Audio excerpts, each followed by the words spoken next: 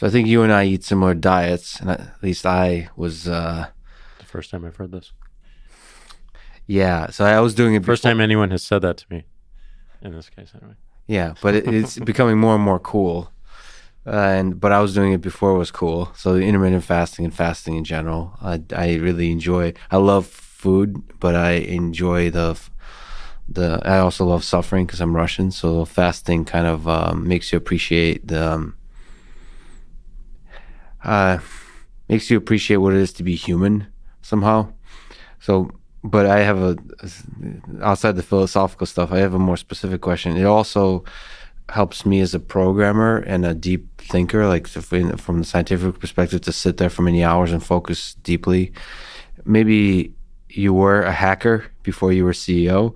What have you learned about diet, lifestyle, mindset that helps you maximize mental performance, to be able to focus, to think deeply in this world of distractions?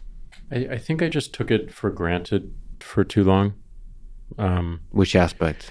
Just the social structure of we eat 3 meals a day and there's snacks in between, and I just never really asked the question why. Oh, by the way, in case people don't know, I think a lot of people know, but you famously eat once a day. Yeah. You still eat once a day? Yep. I eat dinner. By the way, what made you decide to eat once a day? Like, because to me that was a huge revolution, that you don't have to eat breakfast. That was like, I felt like I was a rebel. Like like abandoned my parents or something and became an anarchist. When you first, like the first week you start doing it, it feels you kind of like have a superpower. Yeah. And then you realize it's not really a superpower. But I think you realize, at least I realized, like it just how much our mind dictates what we're possible of. And sometimes we have structures around us that incentivize, like, this 3 meal a day thing, which was purely social structure versus necessity for our health and for our bodies. And I did it I started doing it because I played a lot with my diet when I was a kid, and I was vegan for 2 years and just went all over the place. Just because health is the most precious thing we have, and none of us really understand it.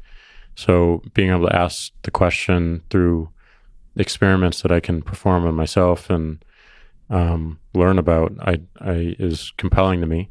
And I heard this one guy on a podcast, Wim Hof, who's famous for doing ice baths and holding his breath and all these things.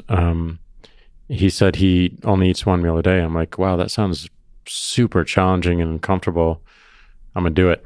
So I learn the most when I make myself, I wouldn't say suffer, but when I make myself feel uncomfortable, because everything comes to bear in those moments, and you really learn what you're about or what you're not.